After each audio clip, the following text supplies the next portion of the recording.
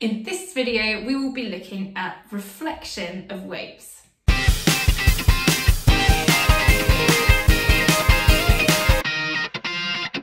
So, reflection is all about light bouncing off a surface that it has been incident on. And the most common example of making use of this property of reflection are mirrors. Now, for better or for worse, when light from an object, like me, is incident on a mirror, that light is reflected off the mirror and then back into my eyes so that I can see myself. And let me tell you, when I first wake up in the morning, it is for worse.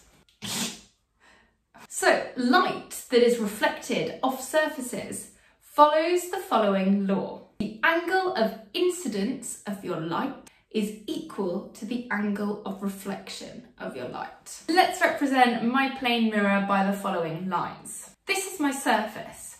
Now, when we're drawing ray diagrams, which show the direction of light waves, we very often need to first put what we call a normal in. A normal is just an imaginary line, but it's a line that is perpendicular to my surface, like this.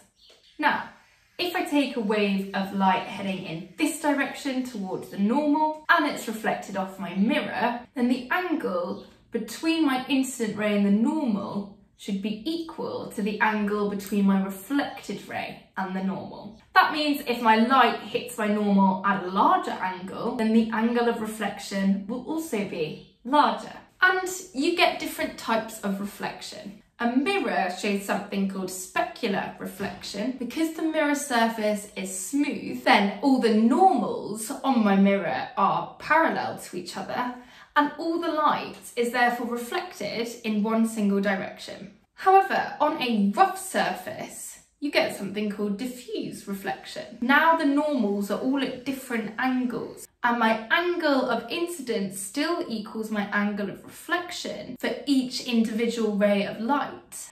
But now I get my waves reflected in all different directions.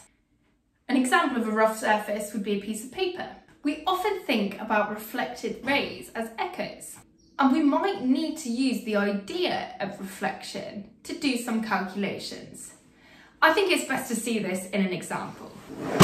Ooh, that's my mirror. Luckily it hasn't smashed, because otherwise that would be 7 years bad luck.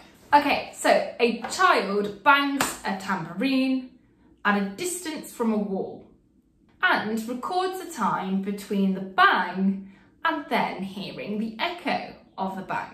The time between the two is 1.3 seconds. How far is the child from the wall? Okay, so we have to use the idea of reflection here. Sound waves will travel from the tambourine to the wall and then back to the child. So if the distance between the child and the wall is d, then the wave has travelled 2 times d. And the wave's done it in 1.3 seconds. So my time is 1.3 seconds. One property that we know about sound waves is that they travel at roughly 330 meters per second in air.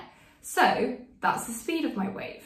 Okay, so speed equals distance over time, of speed 330 equals 2d divided by 1.3. 330 times 1.3 is 429, which gives me a distance of 214.5 meters from the wall. Okay, hope you found that helpful. Please do download the notes. If you enjoyed the video, please do give us a like and subscribe and follow for more videos.